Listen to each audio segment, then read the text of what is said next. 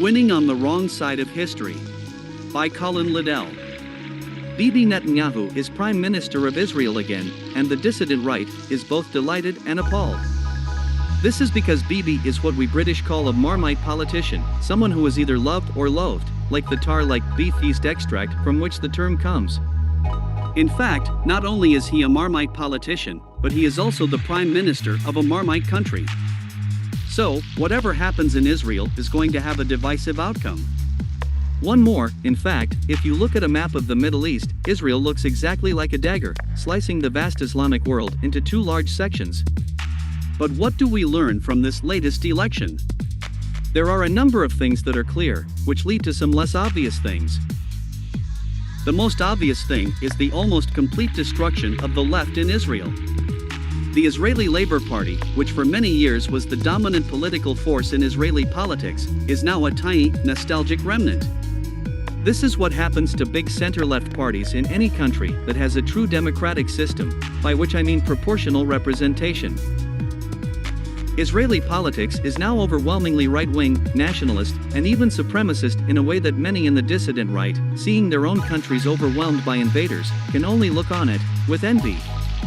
The main division in Israeli politics is now between 1. Nationalist Jews, who think that Bibi is setting the right tone, and 2. Nationalist Jews, who think he isn't quite hitting it off. The recent push by the Blue-White Alliance was mainly a movement by the latter group. All they wanted was to have a leader who, toned it down a little, someone who did Bibi, but without quite so much Netanyahu. So, the question here is now this: is Bibi overdoing the Jewish ethno-state supremacism, or not? Of course, if you just hate Jews, as many in the collapsed alt-right do, then the answer is yes, and also please stop breathing, Jews.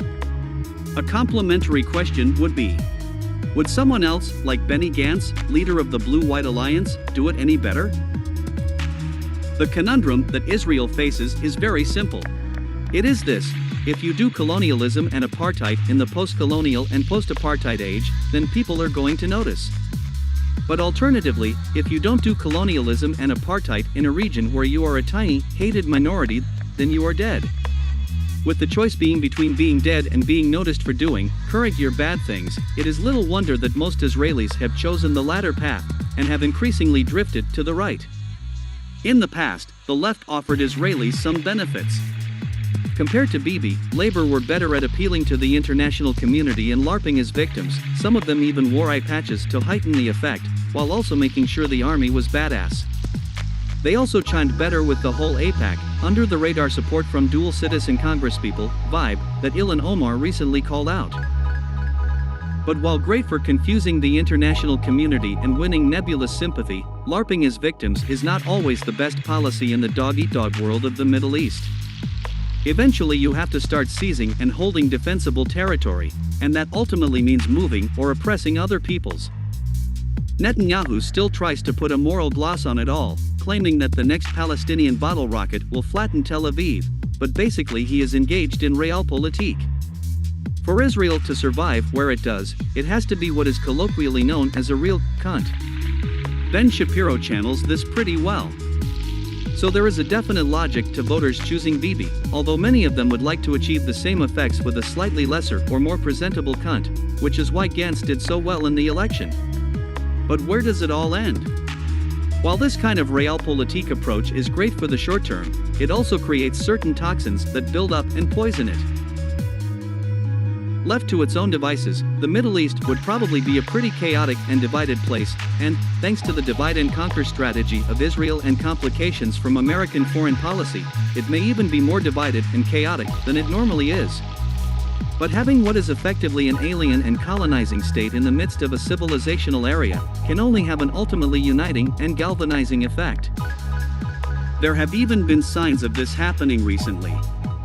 Hezbollah won last year's Lebanese elections mainly as a reaction to Netanyahu's policies, while some commentators have also attributed Assad's growing strength to the fact that Israel has provided him with a convenient foil. But the bottom line is this: in a world where leftist values of anti-racism and narratives of white privilege dominate, Israel's realpolitik approach is going to run out of road pretty soon. To the world of dual citizen congresspeople and fat donor money politicians signing off on massive aid budgets to Israel, the advent of Ilhan Omar, and all she represents, must sound like a death knell. But you couldn't have Ilhan without Bibi. Both are part of the contradictions created by the Israeli equation coming into play. A state that can only survive on nationalism, ethno-nationalism, and supremacism needs a world in which these values are not scared and homeless beggars.